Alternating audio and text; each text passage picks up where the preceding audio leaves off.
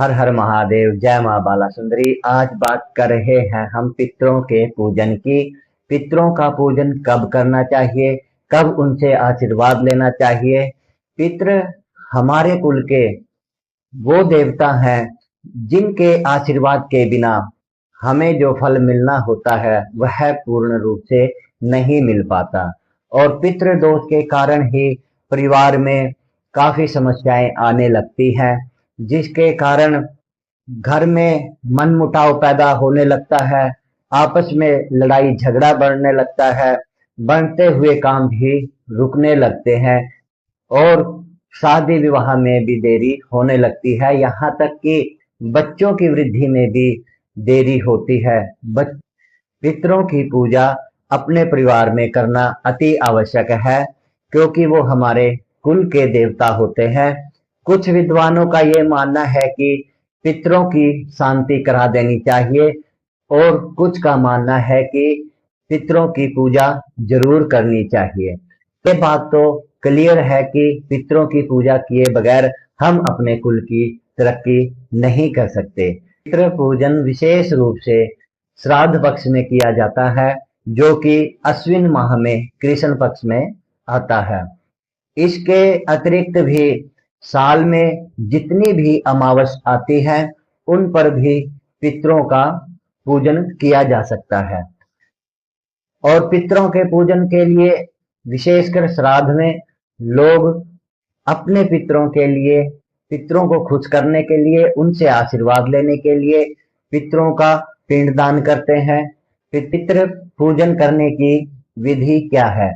जिस दिन आपको पितरों का पूजन करना होता है उस दिन सबसे पहले आप सुबह जल्दी उठकर साफ सफाई करके, स्नान इत्यादि करके, साफ वस्त्र पहने और अपने घर में गंगा जल इत्यादि छिड़क कर उसे शुद्ध कर लें। पितरों का तर्पण करने के लिए जल, फूल, अक्षत, कुशा और काले तिल लेकर पितरों का ध्यान करें और उनसे मंगल कामना के लिए उनका ध्यान करें और उनसे आशीर्वाद की कामना करें। पितरों का पिंडदान किस वस्तु से करें?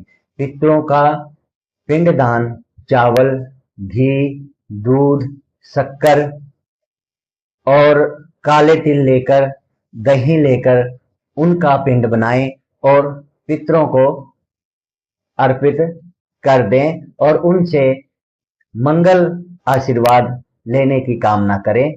श्राद्ध पक्ष में पितरों के निमित्त होकर दान करने का विशेष महत्व बताया गया है।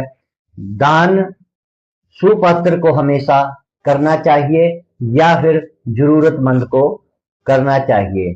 गरीबों में खाने की वस्तुओं का दान करना चाहिए और ब्राह्मण को भोजन इत्यादि कराना चाहिए और उसे दक्षिणा देकर ससम्मान आशीर्वाद लेना चाहिए। जिस दिन श्राद्ध होता है उस दिन पंचबलि का भी विशेष महत्व होता है। पंचबलि क्या होती है? पंचबलि कुत्ता, बिल्ली, कौवा, गाय और चींटियों को भोजन कराना चाहिए। इसे ही पंचबलि कहते हैं। पितरों को स्थान देना चाहिए या नहीं देना चाहिए, इन पर भी विद्वानों की अलग अलग राय है। कुछ विद्वानों का मानना है कि पितरों को मोक्ष के लिए उनकी पूजा करनी चाहिए और कुछ विद्वानों का मानना है कि मोक्ष के साथ साथ में पितरों का स्थान भी बना होना चाहिए, क्योंकि जब भगवान ने पितृलोक बनाया है तो इसका अर्थ यह होता है कि पितृ भी होते हैं और वे पितृलोक में तब तक अपना समय व्यतीत करते हैं जब तक उनका मोक्ष नहीं हो जाता या उनको अगला जन्म नहीं मिल जाता। तब तक वो पितृलोक में रहकर भगवान से अपने कुल की रक्षा के लिए, अपने कुल की प्रगति के लिए भगवान से कामना करते हैं। लेकिन वो कामना तभी कर पाते हैं जब वो बली होंगे, यानी कि जब उनमें बल होगा तभी वो प्रार्थना कर सकते हैं और वो बल हमारी पूजा से ही उनको मिलेगा।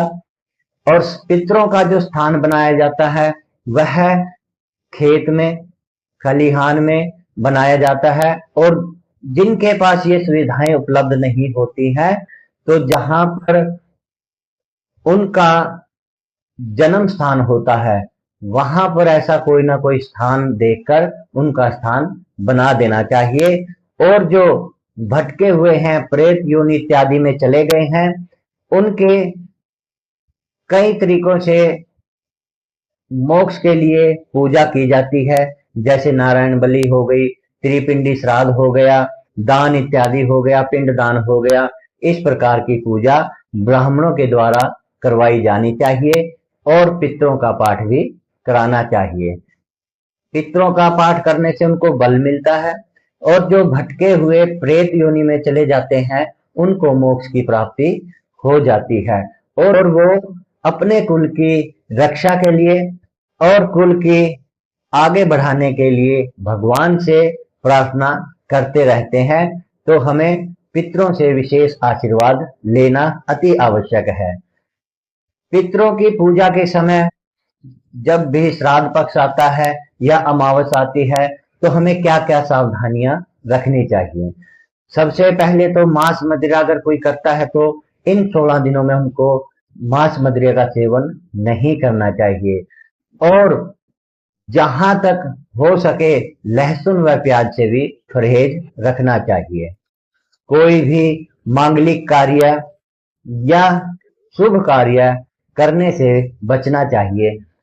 पितरों की पूजा करते समय विशेष ध्यान यह रखना चाहिए कि पितरों की जो पूजा होती है वो बड़ी श्रद्धा भाव से और भक्ति भाव से करनी चाहिए, जिससे पितृ देवता खुश होकर अपने अपने कुल को शुभ आशीर्वाद दे सकें। हर हर महादेव। जय मां बाला सुंदरी।